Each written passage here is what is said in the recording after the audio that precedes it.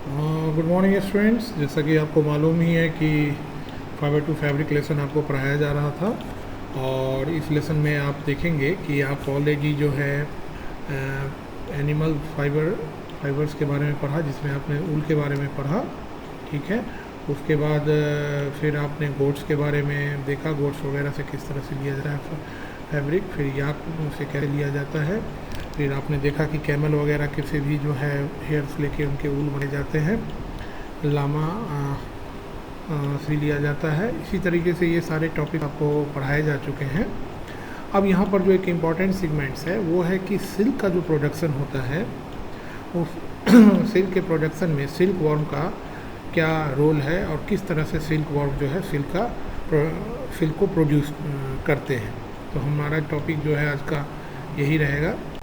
तो इसमें आप देखें ज़रा सा, आ जाइए सिल्क के बारे में। सिल्क जो है बेसिकली देखिए, ये एक सिल्क वॉर्म से ऑब्टेन किया जाता है, जिसको हम लोग मोथ भी कहते हैं। Rearing of silk worm for obtaining silk is called sericulture. अब life history of silk moth क्या होता है, देखिए। The female silk moth lays egg which lays hatch into larva or the caterpillar और सिल्क वॉर्म।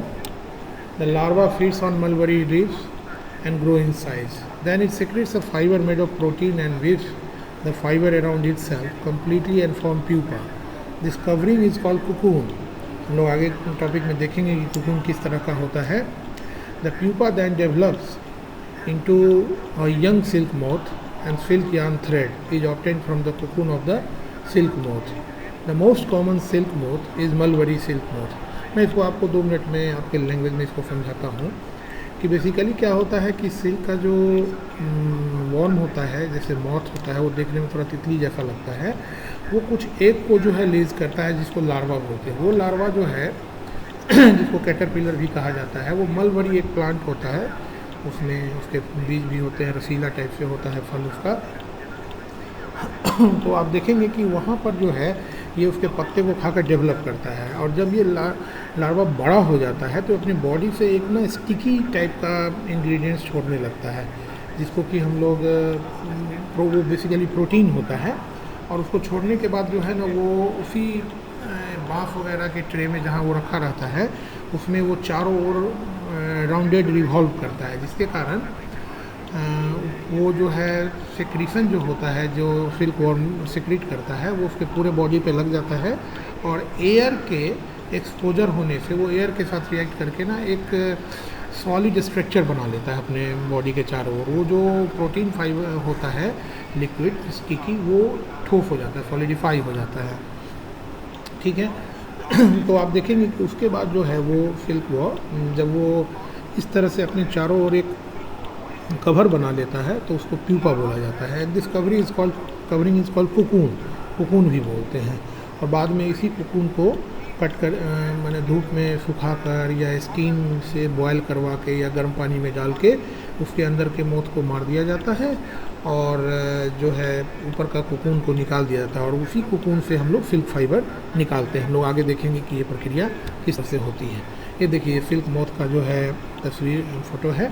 देखिए, ये mail है और इधर राइट हैंड साइड को फीमेल है। देखिए, इसमें देखने में थोड़ा सा तितली जैसा लगता है, but don't be confuse, it's not a butterfly, okay, it is a moth. अब देखिए, यहाँ पर जो है इसका एक अपना पूरा का पूरा जो है सिस्टम है, कैसे life history of silk moth है। यहाँ आप देखिए, लार्वा है जिसको हम लोग कैटरपिलर बोलते हैं, प्यूपा है, एडल्ट सिल्क मोथ है, एग है।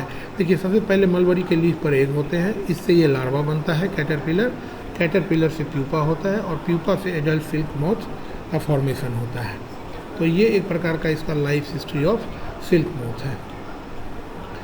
ठीक है, तो अभी हम नेक्स्ट देखिए यहाँ पे बहुत अच्छे से क्लियर करके दिया हुआ है। अब आप यहाँ पर देखेंगे कि एडल्ट सिल्क मोथ है, और यहाँ पर ये जो है मलबरी के प्लांट्स पे लीफ पे ये जो है बैठ गया है। यहाँ देखिए, मलबरी का ओरिजिनल लीफ है, और ये छोटे छोटे जो है ना एग्स हैं, किसके, मॉथ के एग्स हैं, और इन्हीं एग से डेवलप करके ये लार्वा कैटरपिलर बनता है, और ये फाइनली पूरे मलबरी को खाकर बिल्कुल तंदुरुस्त हो जाता है। और बाद में ये जो है ना एक प्रकार का सिक्रीशन अपने चारों ओर छोड़ता है, जिससे कि ये कोकून बोलते हैं इसको, और ये कोकून फिर डेवलपिंग मोथ में डेवलप कर जाता है। ठीक है, तो हम लोग आगे देखेंगे ज़रा सा इसमें ये देखिए, ये मलबरी का ओरिजिनल प्लांट है और ये मलबरी के जो है फ्रूट्स हैं और ये देखिए मलबरी के लीव्स हैं। तो इन्हीं लीव्स को जो है वो फाइनली कैटरपिलर खाता है। अब देखिए एक फ्रॉम कोकून टू सिल्क वाले इस एस्पेक्ट को ज़रा ध्यान से देखेंगे। इसमें सिल्क वॉर्म की रियरिंग का एकदम बिल्कुल स्टेप बाय स्टेप दिया हुआ है कि the female silk moths lays egg, ठीक है, वो अंडे देती हैं। The egg are warmed into a suitable temperature. The egg hatches into a larva called caterpillar और silk worm. The silk worm are kept in a bamboo trays and feeds on a mulberry leaves and grow in the size. After 30 to 40 days, the silkworm stop eating and begins to spin cocoon inside the cocoon. The silkworm develops into silk moth.